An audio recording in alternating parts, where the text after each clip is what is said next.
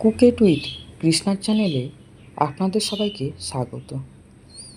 আজকে বানাবো এঁচোড়ের চপ। আমি দুটো বড় বড় সাইজের আলু ভালো করে ছাড়িয়ে কেটে নিয়েছি।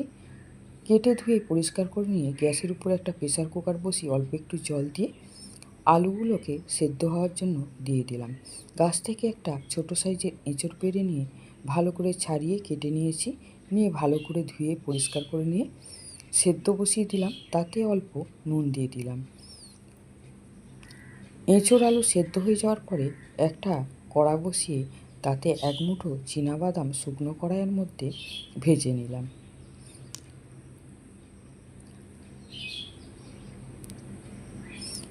এরপরে ওই কড়াইতে অল্প একটু সর্ষের তেল দিয়ে দিলাম। দুটো শুকনো লঙ্কা ছিঁড়ে নিয়ে দিয়ে দিলাম। একটা পেঁয়াজ কুচি, তার সঙ্গে 1 চামচ আদা রসুন বাটা দিয়ে দিলাম। দিয়ে 1 চামচ হলুদ গুঁড়ো, 1 চামচ লঙ্কা গুঁড়ো, 1 চামচ ধনে গুঁড়ো, 1 চামচ জিরে গুঁড়ো দিয়ে দিলাম। দিয়ে একই সঙ্গে পেঁয়াজ রসুনের সঙ্গে ভালো করে শুকনো মশলাটাকে নেড়ে নেব। এঁচোড় সেদ্ধ করে এঁচোড় আলু ভালো করে আলু থাসা দিয়ে ঠেসে নিয়েছি। এঁচোড় আলু দিয়ে দিলাম কড়াইয়ের মধ্যে।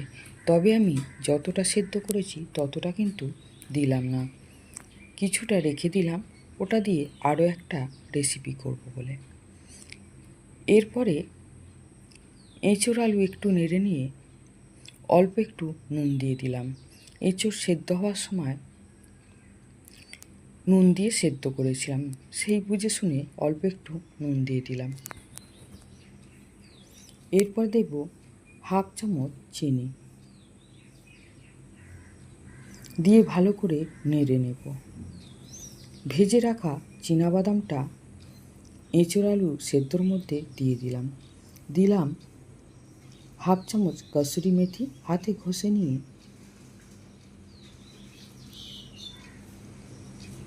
ভালো করে এঁচোড়ের মধ্যে দিয়ে দিলাম, এঁচোড় আলুর মধ্যে দিয়ে দিলাম।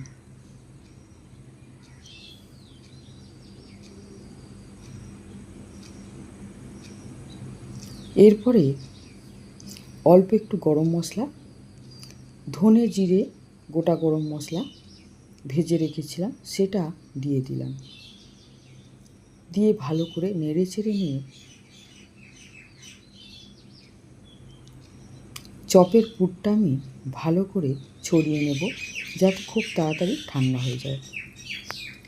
এরপরে 250 থেকে 300 গ্রামের মতো বেসন নিয়েছি, তাতে পরিমাণ মতো নুন, অল্প সামান্য একটু খাবার সোডা দিয়ে জল দিয়ে আমি ভালো করে একটা চপ বেগুনি করলে যেইভাবে ব্যাটার গোলে ওইভাবে একটা ব্যাটার গুলে নেব। অল্প অল্প জল দিয়ে গুলবো যাতে পাতলা না হয়ে যায়।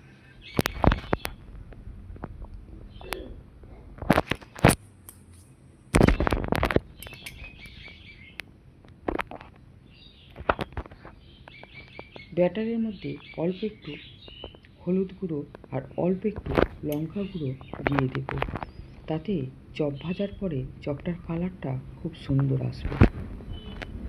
ভালো করে ফেটিয়ে নেব।